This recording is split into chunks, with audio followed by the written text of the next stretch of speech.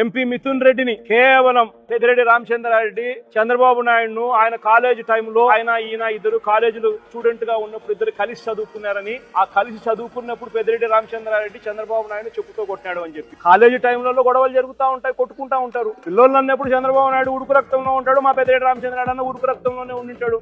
తపానాలు పీకింటాడు, ఏం తప్పే ఉంది ఆ టైంలో జరిగింటాయి. ఆ జరిగిందాన్ని గుర్తుపెట్టుకుని సేడిజంగా ఇన్ని సంవత్సరాల తర్వాత కూడా ఆయన కొడుకును కూడా జైల్లో పెట్టించాలని చెప్పి ఇంతగా తాపత్రయపడతా ఉన్నాడంటే చంద్రబాబు నాయుడు.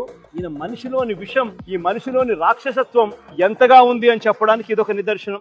నమస్తే అన్న జగనన్న, భలే చెప్తున్నావు. ఎలా చెప్తున్నావు అంటే వాళ్ళిద్దరి మధ్య నువ్వే గొడవ పెట్టినట్టు, నీ కాలు చెప్పెత్తి రామచంద్రారెడ్డికి ఇచ్చినట్టు, ఆ చెప్పుతో రామచంద్రారెడ్డి చంద్రబాబు నాయుడు కొట్టినట్టు చెప్తా ఉన్నావు. ఓకే, ఇక్కడ పులివెందుల్లో ప్రజలేంది వేరే రకంగా అంటున్నారు. నువ్వు హైదరాబాద్లో ఏదైతే 10th class exam paper leak విషయంలో ఇరుక్కున్నప్పుడు నువ్వు ఇంటికి వస్తే వైఎస్ వివేకానంద రెడ్డి మీ నాన్నగారి తమ్ముడు మీ బాబాయి నిన్ను కుక్కని కొట్టినట్టు, ఇదే కుక్కని కొట్టినట్టుగా కొడితే నువ్వు ఆయన మీద పగ పెంచుకుని కోపం పెంచుకుని అసలు ఒక సైకోలాగా అయిపోయి అవకాశం దొరికినప్పుడు అవినాష్ రెడ్డిని అడ్డు పెట్టుకుని ఏదో చేసావంట కదా. ప్రస్తుతం పులివెందుల్లో టాక్ అన్నా ఇది, దీనికి ఆన్సర్ చెప్పు.